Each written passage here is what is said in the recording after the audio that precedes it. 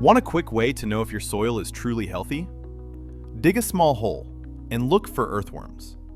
If you don't see many, don't worry. You usually don't need fertilizers. You need the right conditions. Today I'll show you 3 simple habits: food, cover, and gentle handling that bring worms back naturally, whether you garden in the ground, raised beds, or big patio pots. Earthworms are the workers underground. When they're doing well, they move through the soil and leave tunnels. Air and water get in easier that way. They also blend plant leftovers into the soil and turn them into food plants can use. You can see the change. The soil gets looser, darker, better for planting.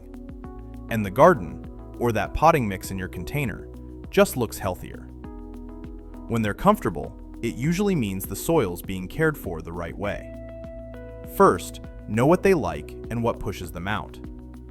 Earthworms like stability. Soil that doesn't dry to dust, doesn't bake, isn't left bare to sun and wind, and always has something to eat, plant scraps breaking down little by little. What sends them away are big swings. Digging deep and often, leaving soil uncovered, too many chemicals, or throwing on something that burns, like fresh manure. Simple animals, very sensitive to conditions. Give them a decent place and they'll stay. What really moves the needle is adding organic matter regularly. Not a big burst one day and then forgetting for months. A little now and then, as a habit, is what works. Good, mature compost is the safest bet. It feeds them and brings in helpful microbes that get to work before the worms even show up. If you're short on compost, dry leaves, shredded pruning bits, and dry grass help too, used with some common sense. Thin layers, loosely mixed or covered, so you don't make a crust that blocks air or water. And if you use manure, make sure it's well composted. Fresh manure, even though it's natural, is usually too hot. It can heat up and make a place worms won't tolerate. Here's something we've done at my house since I was a kid. Keep 2 buckets for kitchen scraps. In one, only what's good for compost. Eggshells, banana peels, the usual fruit and vegetable trimmings. In the other, the rest of the food you'd never put on your plants. When the good bucket fills, empty it in a spot where you can keep piling it up, so over time, it turns into compost. This happens a lot.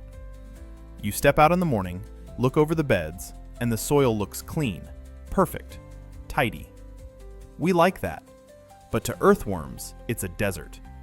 So the second key is, don't leave soil bare. A cover, or mulch, is a protective layer that keeps things steady. Straw, dry leaves, shredded bark, plant scraps. Use what you have. What matters is the result. Moisture holds, temperature swings less, and the surface isn't blasted by sun or wind. Worms avoid bare, dry ground, which makes sense. Their skin needs to stay moist. Under a cover, they're calmer, and they usually find food easier too. Some folks say covering the soil brings bugs. Used thoughtfully, what it brings is balance. You may see a visitor or two, sure, but living soil has life, most of it regulating itself better than a dead, empty surface. Mulch also cuts something common in North American summers. The sun can heat the top layer so much the soil turns harsh. With a good cover, the soil stays cooler and worms don't have to dive deep just to get by. Another tip: don't dig deep unless you have to. Every time you work a hoe hard or run a tiller, you're not just moving soil. You break worm tunnels, disrupt pockets where microbes live, and sometimes you hurt worms without knowing it. Seeing worms usually means the structure inside is already decent. It won't hold if you tear it up every week. You don't have to leave soil untouched, just handle it gently. You can aerate without flipping, lift a bit with a garden fork, or use a tool that loosens without mixing layers. Over time, that beats loosening it once and watching it compact again. And about compact ground, worms don't care for it. Hard to move, hard to breathe. Roots struggle too. With heavy clay, what usually works is steady organic matter added bit by bit, not trying to fix everything in one go. People talk about coarse sand, but be careful. Sand alone doesn't turn clay into perfect soil. What really helps is structure plus organic matter, done patiently. Chemicals are another problem.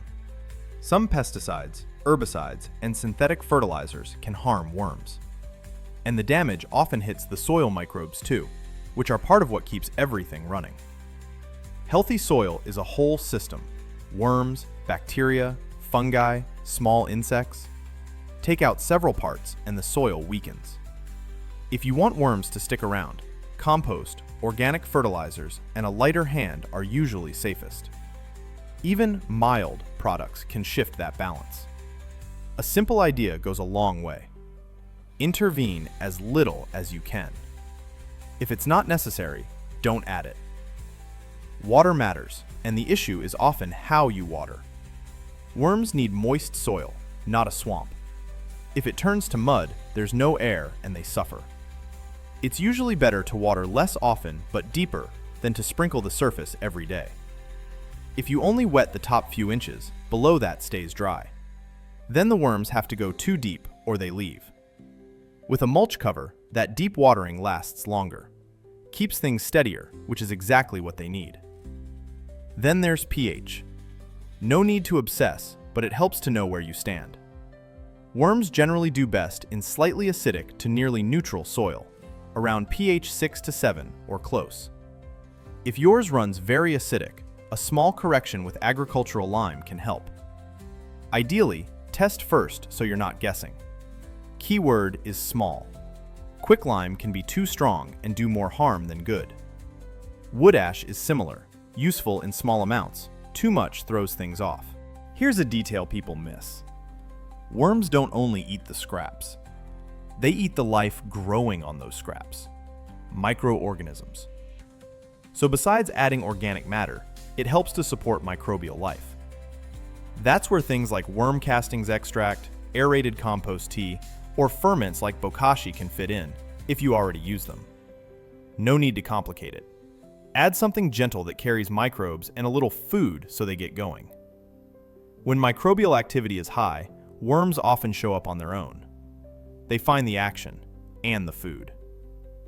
As for specific foods that draw them, coffee grounds can work in a thin layer, mixed into soil or tucked under mulch. Better a light hand than a heavy one. Fruit and vegetable peels and trimmings work well too, especially if you chop them and bury them very shallow or cover them under the mulch. They break down gradually and worms find them easily. Cardboard or unprinted paper helps as well. Moisten it, tear it up, and it serves as a dry material while giving temporary shelter. The trick is not to leave those foods exposed, for a plain reason: flies.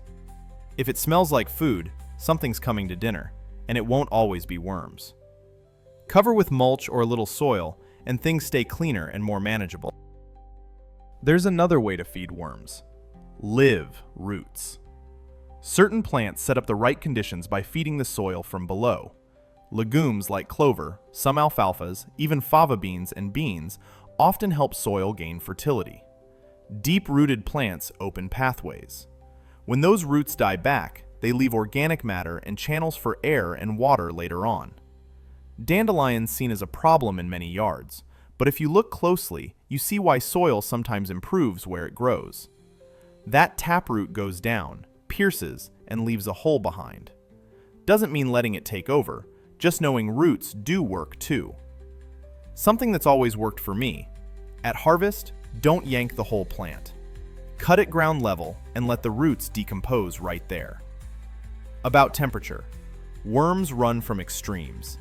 They do better in cooler soil that doesn't swing wildly, with some shade during the hottest hours if your summers get tough. Keeping soil covered year-round helps a lot. In summer, try not to let bare soil sit in direct sun. Watch black plastic pressed tight to the ground. It can overheat the top layer.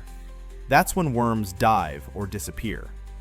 Water during cooler hours, keep a cover, and if needed, add a bit of shade for a few days. That can be the difference between a garden full of life or not. One more thing we tend to forget until it happens: Predators. In small gardens, chickens, birds, moles, hedgehogs, and others can knock worm numbers down, especially if you leave them exposed while digging. No need to start a feud with a neighbor's chicken, just be careful. When you work the soil, cover it again. If you pull the mulch back, put it back. If you aerate, don't leave it open for long. The best protection is simple. Keep it covered and don't draw attention. Worms like to work without an audience. In my case, I've got 4 cats roaming the place. Anytime I'm in the garden, they trail me and dig right where I've been. That bothers worms too, leaves soil disturbed and exposed. A simple fix is the same mulch we talked about. It protects the surface and makes it harder for cats to start scratching there. If that sounds familiar, we'll have a video soon with ways to protect your garden or beds from your pets. Worth a look. Here's an idea I think is one of the smartest. Set up permanent refuge zones, a corner with piled leaves, a small heap of plant scraps, a spot with wood breaking down, even a bed you leave alone for a while, just mulch, not asking it to produce.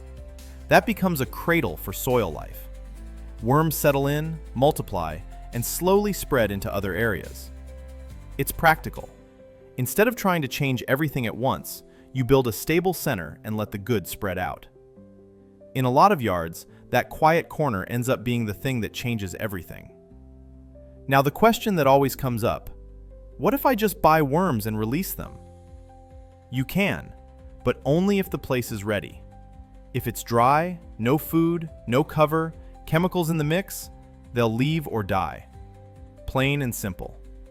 It makes sense to bring worms in when you already have moisture, scraps to eat, a covered surface, and gentle handling. In that case, adding worm castings or vermicompost is a very good move. It adds nutrients, adds life, and helps the whole startup go smoother. Releasing worms can speed things up, yes, with one rule. Use local species or one suited to your area, and don't introduce anything that could turn invasive. If you're not sure, the safest plan is to let them come on their own. Here, patience isn't just advice, it's the plan. Early on, it may look like nothing's happening. Then one day, you lift the mulch, and there they are. Often it goes like this. After 1 to 2 months, you see signs. By 3 to 6 months, there's a clear rise. And within 1 or 2 seasons, the soil can look very different. Let's take this to balcony or patio pots. We have to be honest, putting worms in pots can help, but it's not always wise. Small containers dry out fast. If they get full sun all day, worms have a rough time. Many try to escape, or they die from heat or lack of moisture. And if drainage is poor and the soil stays tight and wet, you can get bad smells. Worms don't do well in mud. Large pots are another story. Good drainage and soil with plenty of organic matter can work very well. Bigger volume keeps temperature steadier and moisture more stable. Care changes too. Water regularly, but don't let it sit waterlogged. Skip liquid chemical fertilizers. They can throw the system off. Organic feeding works better in small amounts. You're not filling the pot with scraps, just keeping a little life going. If you try it, start with a few worms, not a crowd. Leave a cover on top. Dry leaves do fine. Then, add a bit of organic food now and then, buried very shallow. That usually keeps things in balance. With pots, the type of worm matters. Deep living species don't do well in containers. They need more space and different conditions. Composting red worms adapt better to the upper layers with lots of organic matter. Even so, the main rule holds. Set the conditions first, residence second. If the pot overheats, dries out, or stays soggy, no worm's going to fix it. At Senior Garden Club, we say it a lot. The soil doesn't ask for perfection, it asks for continuity. If you keep one idea from today, make it this. You don't need 1,000 moves to have more earthworms. Do a few things well and repeat them calmly. If you feel like it, tell me in the comments how you're set up. Garden in the ground, raised beds, a patio, or pots. And if this video kept you company while you were out there, you can subscribe, share it with someone who likes these kinds of improvements, and leave your experience. See you on the next walk.